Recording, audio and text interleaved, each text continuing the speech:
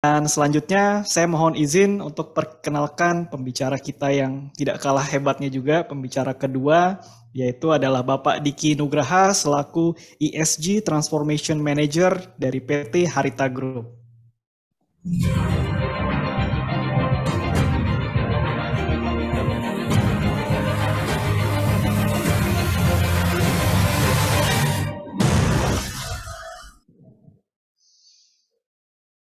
Halo, Assalamualaikum Pak Diki. Waalaikumsalam warahmatullahi wabarakatuh. Selamat pagi Bapak-Bapak dan Ibu sekalian. Yes. Selamat pagi, apa kabar nih Pak Diki? Kabar saya baik. Thank you for asking ya. Alhamdulillah. Iya, posisi di Ya, mana nih Pak? Pak Diki kalau boleh tahu? saya di Jakarta. Oh, di Jakarta. Ya. Oke, tetap semangat ya Pak untuk memberikan materi yang kedua ini. Dan Oke. kebetulan saya dan rekan-rekan ini tidak sabar nih Pak terkait pentingnya ESG ya atau Environment, Social and Governance dan dampaknya terhadap bisnis. Untuk mempersingkat waktu, untuk waktu dan tempat saya persilahkan kepada Pak Diki. Oke, terima kasih. Selamat pagi. Selamat sejahtera bagi kita semua. Boleh langsung ke slide yang kedua ya. Tolong ditampilkan. Saya senang sekali menjadi bagian sharing pada pagi ini di acara yang diorganize oleh Perta Abi ya. Ada beberapa mentor saya juga. Next slide kedua lanjut. Yes. Sebenarnya agak pressure gitu ya. Saya hadir di depan Bapak dan Ibu pada pagi ini karena banyak senior-senior saya di sini gitu. Nama saya Diki Nugraha, Bapak dan Ibu, untuk memperkenalkan diri. 10 tahun ya, baru 10 tahun ada di dunia pertambangan. 9 tahun pertama saya di Buma, sempat di Kaltim Primapol juga, di posisi sustainability, dan 1 tahun terakhir itu di merger acquisitions di Delta Dunia gitu ya. Kalau Bapak dan Ibu pasti tahu ada Buma Australia di situ. Kemudian setahun kemudian saya melanjutkan karir saya di Harita di ESG Transformations untuk divisi Harita Bauxite. Ada 1 tambang dan 1 processing, dan juga ada nikel. Ada 2 tambang dan 3 processing gitu ya, baik nikel kadar tinggi menjadi steel dan juga nikel kadar rendah gitu ya, menjadi precursor dari baterai. Saat ini saya masih bersekolah gitu ya, saya sekarang lagi proses menyelesaikan PhD program saya di Trisakti. Background saya disability di Columbia University kemarin, dan sempat ada beberapa di MBA program di Vienna dan juga di Universitas Gajah Mada gitu ya. Dan mudah-mudahan dengan latar belakang yang saya punya, sedikit experience yang saya miliki saat ini gitu ya, bisa kompeten untuk menyampaikan ESG dan juga for sustainability pada sesi pada pagi hari ini. Ya, dilanjut ke slide yang kedua. Oke, saya tidak akan berawal untuk menjelaskan apa itu ESG, apa itu sustainability. Mudah-mudahan materi yang saya sampaikan ini lebih light gitu ya. Saya berusaha untuk menyederhanakan definisi ESG maupun sustainability ini sendiri. Oke, saya akan berangkat dari sebuah cerita kenapa kita perlu menjalankan fungsi sustainability atau ESG itu sendiri. Yang pertama ada internal faktor perusahaan Bapak dan Ibu gitu ya. Kalau Bapak dan Ibu yang bermain di investor relations itu pasti familiar dengan sebuah standar namanya IFC maupun ICMM misalkan kalau di nikel. At least kalau yang paling general itu adalah IFC Performance Standard gitu ya. Kemudian sekarang beberapa tahun terakhir dan baru masuk ke Indonesia oleh dibimbing oleh Menko Marifest gitu ya, bahwa global market itu merequire semua perusahaan penambangan itu mengaplikasikan IRMA. Gitu. IRMA sendiri adalah Responsible Mining Assurance, gitu ya, punya standar tertentu dalam bagaimana menjalankan tata kelola perusahaannya. Yang membedakan IRMA standard dengan standar yang lain itu adalah komprehensif, gitu ya, tidak hanya bisnis proses di miningnya. Yang di-review itu adalah purchasing companies, misalkan Bapak dan Ibu gitu ya meng-engage ExxonMobil menjadi partnernya, itu perlu dievaluasi juga menjadi skor perusahaan Bapak dan Ibu. NGO yang ada di wilayah operasional, organized labor, kemudian community yang ada di operasional Bapak dan Ibu dan juga investor and finance. Jadi IRMA ini lebih komprehensif dibandingkan standar yang lain. Yang paling challenge itu adalah purchasing company Bapak dan Ibu gitu. Jadi harus memastikan bahwa tidak hanya perusahaan Bapak dan Ibu yang mengaplikasikan ESG maupun sustainability, tapi connected atau partner dari organizations maupun companies lainnya yang berafiliasi itu harus memiliki certain score atau certain level dalam menjalankan ESG gitu ya. Kalau kami di Nickel itu kayak Tesla, BMW, LG, so on and so forth itu sudah mewajibkan gitu ya, baik perusahaan penambangan maupun purchasing companies-nya yang affiliated sebagai pensuplai dari baterai mobil tersebut harus comply terhadap IRMA standar. Itu faktor kenapa sih kita perlu menjalankan ESG gitu, ataupun sustainability. Kemudian slide yang ketiga itu masih internal faktor gitu ya. Saya yakin Bapak dan Ibu sendiri sekarang hampir semuanya bermain LinkedIn gitu ya. Jabatan apapun, entah HR, finance, maintenance, plant manager, semua diminta untuk mengembangkan kompetensi di bidang sustainability. Makanya ada sustainability maintenance, sustainability infrastructure, sustainable finance, so on and so forth. Saya yakin Bapak dan Ibu itu tidak menganggap bahwa kompetensi yang dimiliki saat ini cukup gitu ya. Kita harus sama-sama mendevelop kompetensi kita, dan yang sekarang lagi hot di market dari LinkedIn ataupun bursa transfer pekerja itu adalah apapun jabatannya, apapun posisinya, tapi memiliki knowledge atau kompetensi yang proper di bidang ESG dan sustainability. Dan ini pun menjadi faktor internal kedua, yaitu ya personal career. Kenapa kita semua di sini itu perlu untuk mengetahui ya apa itu ESG maupun sustainability. Kemudian di slide yang keempat, saya coba ke external factor gitu ya.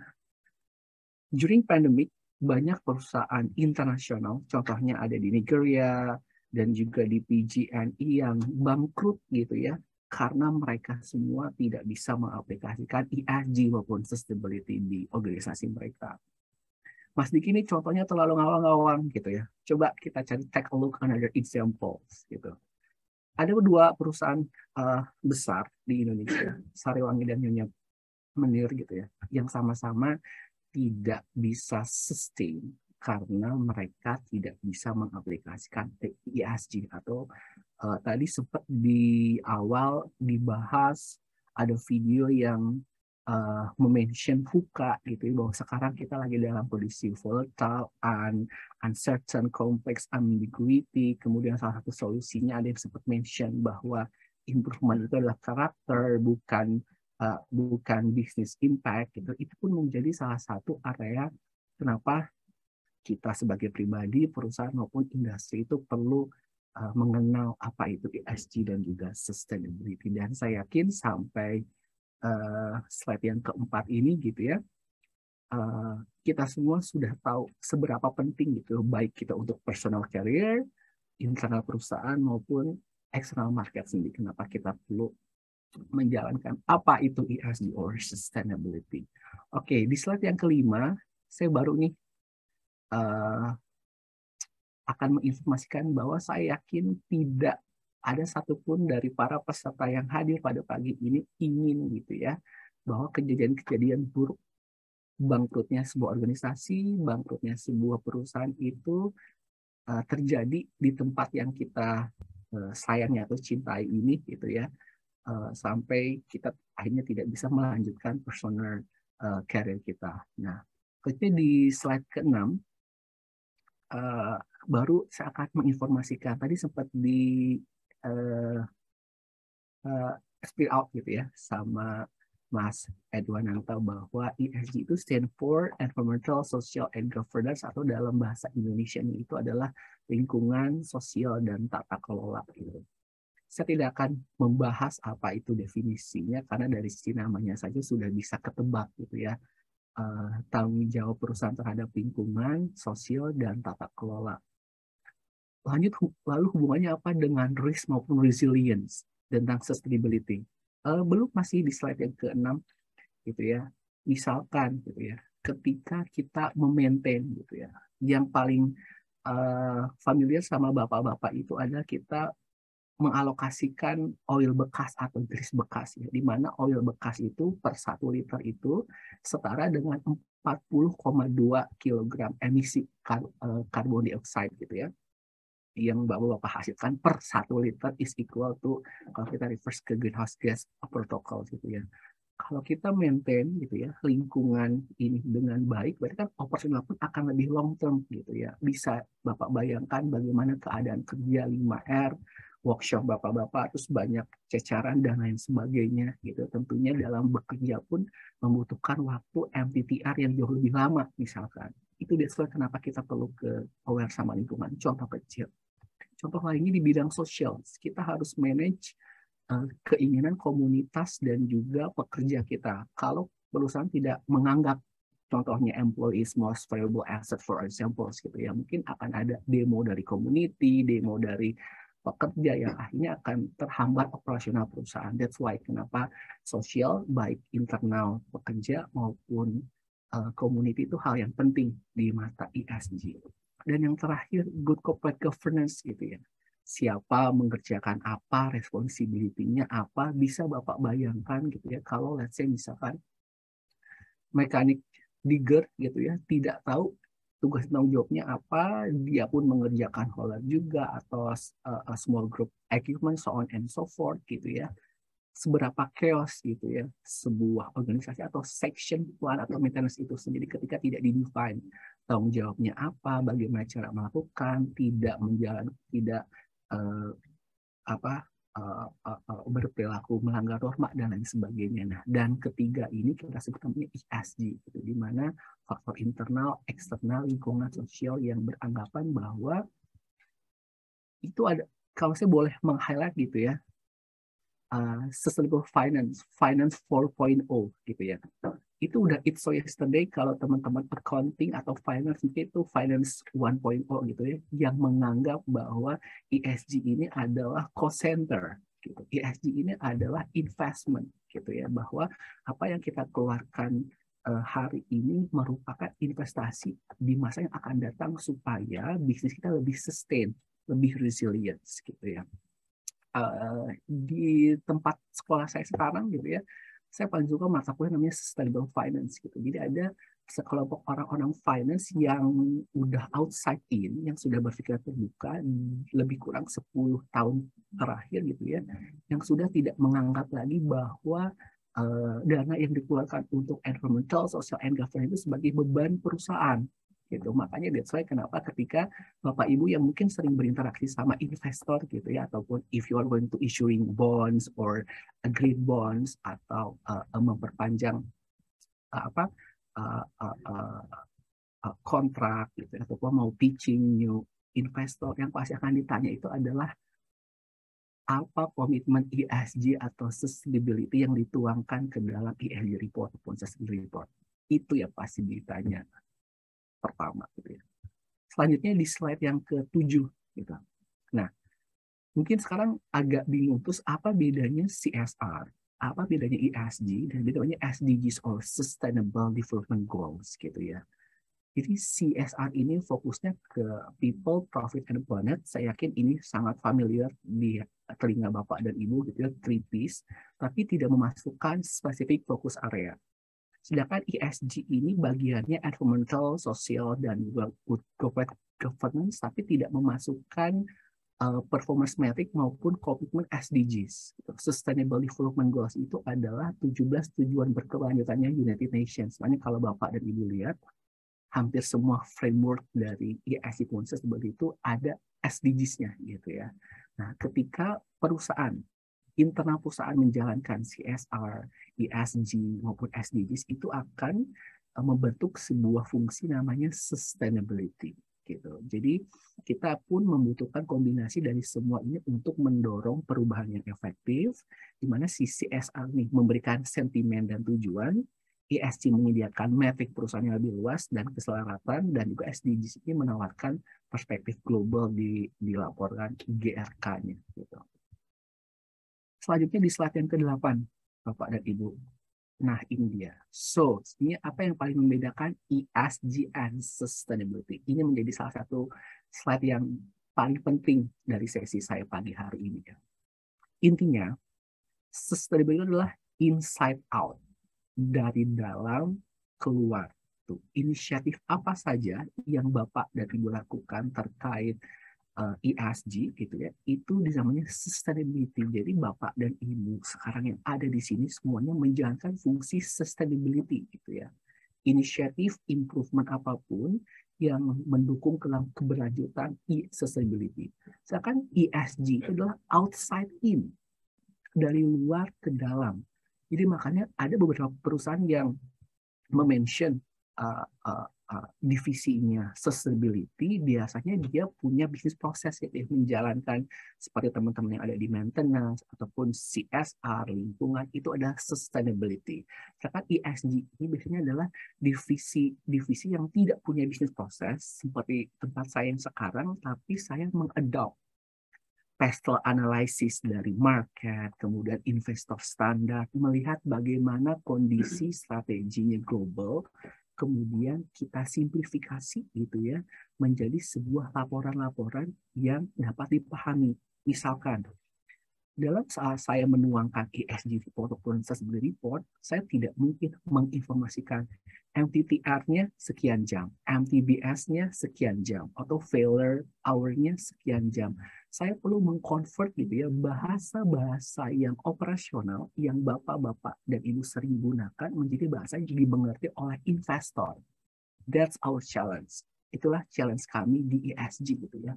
Menerjemahkan semua operasional menjadi bahasa yang dimengerti oleh orang yang tidak paham itu operasional Bapak dan Ibu semua. Terakhir, Tesla merilis impact report, lebih kurang ada 20-30 halaman gitu ya. Bisa Bapak dan Ibu bayangkan, 30 halaman sudah mengcapture performance Tesla dari A sampai Z gitu.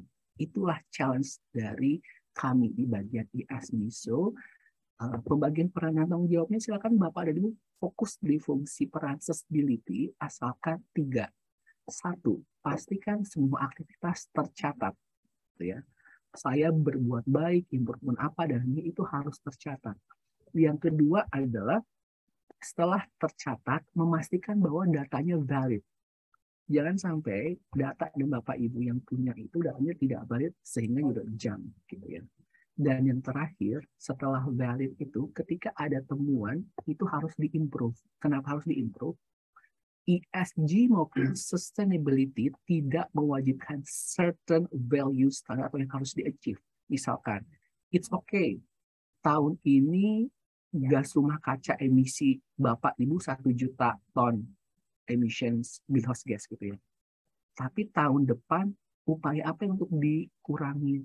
Jadi item yang ketiga itu adalah kita tidak ngomong data, tapi bagaimana usaha yang Bapak dan Ibu lakukan dari tahun ke tahun, apakah membaik atau menurun. Nah, inilah yang membedakan ESG report, sustainability report, dan report-report yang lainnya. Yaitu adalah data yang ditampilkan minimal 3 tahun ke belakang. Jadi jika Bapak-Bapak dan Ibu akan mendevelop nih, ESG report atau sustainability report tahun 2022, yang harus ditampilkan itu data 3 tahun ke belakang. Misalkan ngomongin greenhouse gas emission dari penggunaan oil gitu ya, harus minimal 3 tahun ke belakang, apakah cenderung turun ataupun cenderung naik, tentunya sudah dibandingkan dengan production di tahun itu. Justru, nah jadi itulah yang membedakan kenapa teman tim ESG itu biasanya mintanya 3 tahun ke belakang, 5 tahun ke belakang, atau year to project data gitu ya. Karena tadi sustainability, kita akan melihat bagaimana usaha Bapak dan Ibu untuk menaikkan performance dari masing-masing variabel gitu ya. Selanjutnya di slide yang ke-9. Nah, ini dia. Yang bisa Bapak-Bapak lihat, ini adalah standar maupun framework gitu ya, yang harus tim ESG pahami. Jadi biasanya masing-masing investor, lenders, dan lain sebagainya pun punya preference standar ataupun industrinya paknya standar apa, si pelaporannya seperti apa gitu ya. Itulah tugasnya kami nih, mengconnect asal datanya ada, buktinya ada, dan datanya tuh reliable gitu, bisa dipergunakan. Jadi kalau secara keilmuan, ESG itu setengah ke operasional, setengah ke investor relations. Setelah Bapak dan Ibu gitu ya menuangkan, suggest saya adalah sebaiknya even Bapak Ibu ada di frontliner di bagian maintenance, at least Bapak Ibu familiar gitu ya. Coba cari tahu kalau di maintenance itu gitu ya, menggunakan atau di industri Bapaknya batu bara atau say minerals yang lain, logam yang lain, itu menggunakan standar yang mana, dan cari bagian maintenance gitu ya, bagaimana tim maintenance itu harus menjalankan fungsi peran tanggung jawabnya sesuai ESG dan juga sustainability gitu. Nah, setelah Bapak dan Ibu sudah membakukan, gitu, oh tahu standarnya apa, frameworknya apa, gitu ya. Kita bisa mengimprove diri kita, walaupun kita bagian operasional, at least kita aware sama market, aware sama eksternal, gitu ya. Kira-kira apa sih yang terjadi, standar apa aja, apakah standar safety, maintenance, carbon, so on and so forth itu ada di level mana. Terakhir, untuk memvalidasi seberapa baik inisiatif gitu ya, ataupun let's say project ESG maupun seperti Bapak dan Ibu sekalian, ada lembaga rankers and raters yang akan biasanya memvalidasi secara independen seberapa baik perusahaan Bapak dan Ibu semua dalam menjalankan ESG. Sayang sekali tadi dari Exxon Mobil gitu ya, Pak Sahreza udah keburu meninggalkan sesi kita pada pagi hari ini. Padahal saya mau menginformasikan gitu ya, di slide yang ke-10 silakan, itu sekarang bagaimana sih Exxon Mobil gitu ya dalam menjalankan fungsi ESG-nya. Nah, Bapak dan Ibu bisa buka website namanya Sustainalytics gitu ya. Sustainalytics, kemudian masukkan nama company Bapak dan Ibu dan dilihat seberapa baik sih rating Bapak dan Ibu dalam menjalankan ESG. Contoh, Sustainalytics ini saya masukkan Exxon Mobil Corporation, ini untuk yang worldwide gitu ya, di mana ada skala risk ESG dari 0 sampai 40. 40 itu severe, buruk gitu ya, bahwa perusahaan itu tidak bisa menjaga risk, tidak bisa meminimize risknya gitu ya, sehingga terkesan tidak sustain perusahaan. Sedangkan kalau angka 0 sampai 10 itu tuh bagus. Jadi semakin kecil angkanya, semakin bagus gitu ya. Dan saya cek per pagi ini, dan saya kenapa saya minta mengupdate slide pagi ini, saya menampilkan untuk Exxon Mobil sendiri komitmen ESG-nya ada di 36,5 high risk. Jadi masih banyak peluang improvement yang bisa dilakukan gitu ya terkait dengan ESG. Jadi tadi lagi saya mengutip penjelasannya Mas Edwan. Sebenarnya there's no correlations between ESG and also worldwide companies gitu. Bukan berarti ketika worldwide company itu bisa belum berarti ya menjalankan fungsi ESG-nya dengan baik, ataupun let's say ketika yang national company seperti tempat Bapak dan Bapak Ibu bekerja sendiri belum baik gitu ya. Silakan dicek masing-masing seberapa besar sih komitmennya terhadap ESG. That's why challenge-nya ESG itu besar gitu ya. Harus aware nih sama perkembangan bisnis yang cepat. Kemudian di slide yang ke-11, silakan. Ya, mungkin kalau mendengar seberapa penting ESG itu dari mulut saya ataupun beberapa orang, ESG itu cenderung ya formalitas aja gitu ya. Nah, saya menampilkan Bapak dan Ibu, saya merecall lagi ketika Bapak Ibu dulu bikin skripsi atau tesis, di mana kalau jurnal Q1 itu adalah jurnal yang sudah tidak bisa terbantahkan gitu ya. Saya mengumpulkan lebih dari jurnal Q1, lebih ada 2.000 jurnal penelitian ya, yang menginformasikan. Jurnal Q1 ya, saya tidak menggunakan jurnal kuartil 2, 3, dan 4, Q1, bahwa proporsi ESG yang kuat berkorelasi dengan return of equity. Gitu ya. Jadi semakin baik ESG-nya, semakin baik pula kinerja keuangannya. Gitu ya. Banyak variabel yang diukur, cuma salah satunya yang saya ambil itu adalah return equity. Ini jurnal Q1 worldwide. Jadi dari sini sudah akhirnya mungkin Bapak Ibu ngerti ya, kenapa sih ketika ada investor baru atau lenders atau we are going to issue bonds gitu ya, itu yang ditanya itu ESG gitu ya. Oke. Selanjutnya di slide yang ke-12. Yes, gitu ya. Sekarang saya mau ngasih contoh gitu ya. Ini harusnya 3 slide terakhir gitu ya. Seberapa sulit kita menjalankan fungsi sustainability atau ESG. Yang bisa Bapak dan Ibu lihat di layar kaca atau ya di screen Bapak dan Ibu ini adalah bisnis proses penambangan dan processing nikel. Next, saya kasih satu contoh bisnis proses ya. Kan banyak bisnis proses saya ngambil ada loading gitu ya. Loading processes gitu ya. Di mana di salah satu sub bisnis proses, ini mungkin bisnis proses level kedua atau ketiga gitu ya. Salah satu sub bisnis proses level kedua ini ada loading, excavator ke hauler. Kira-kira apa saja sih yang bisa kita lakukan ESG inisiatifnya? Yang pertama, mengurangi fuel consumption. Fuel consumption menggunakan eco-on, so on and so forth gitu ya. Kalau fuelnya berkurang, karbon yang dihasilkan lebih sedikit, emisinya, cost-nya lebih sedikit, revenue-nya, total EBITDA-nya misalkan gitu ya, itu jauh lebih baik. Kemudian ada juga RPM lockdown, tadi sempat di-mention gitu ya, kalau operator pengen cepet-cepet dumping gitu, ternyata lagi-lagi fuel-nya rendah, emisinya yang dihasilkan lebih rendah gitu ya, cost-nya rendah dan lain sebagainya. Kemudian dari productions gitu ya, yang biasanya orang ribut cuman front and disposal, yang lupa itu adalah waktu paling lama itu bukan di front and disposal, tapi di jalan. Misalkan dengan memperbaiki jalan tambang gitu ya, itu bisa menaikkan performance perusahaan besar sekali gitu impact-nya. Kemudian dari kompetensi operator, kemudian ada juga mungkin dari bagian dari desainer alat-alat berat gitu ya, mendesain alat-alat berat yang lebih sustain. Terus terakhir di Vale ada Polar yang menggunakan electricals gitu ya, BEV, itu pun sebenarnya salah satu improvement. Jadi ESG proses begitu mungkin buat Bapak dan Ibu istilah baru, tapi ini barang lama. Intinya adalah kegiatan improvement apapun, sekali lagi, apapun yang Bapak dan Ibu lakukan, it's part of the ESG, it's part of sustainability. Gitu. Jadi menjaga supaya bisnis, perusahaan atau organisasi itu berjalan lama gitu ya. Jadi perusahaan atau organisasi itu sama kayak orang Bapak dan Ibu. Ada saatnya sakit gitu ya, dan sehingga ESG ini yang akhirnya membantu ketika perusahaan sakit, apakah terus sakit kemudian collapse ataukah kembali lagi karena bisa memanage risknya. Itu adalah konsep dari ESG.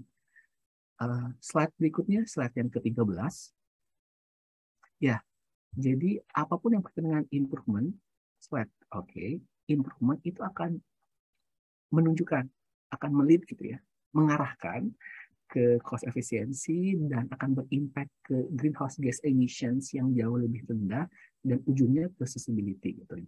Sebenarnya saya ingin ya, berbicara banyak tentang greenhouse gas emissions karena Bapak dan Ibu semua ini yang ada di bagian heavy duty industry or heavy equipment industry itu merupakan salah satu orang yang bisa gitu ya membantu mengarahkan perusahaan untuk mengachieve nilai greenhouse gas emission jauh lebih rendah.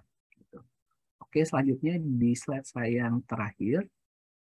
Nah, ini saya mau sampaikan bahwa ketika kita mau menjalankan improvement di bidang ESG maupun sustainability, grafik ini adalah value perusahaan atau let's say bisa dibilang tingkat kenyamanan seseorang gitu ya dalam beraktivitas.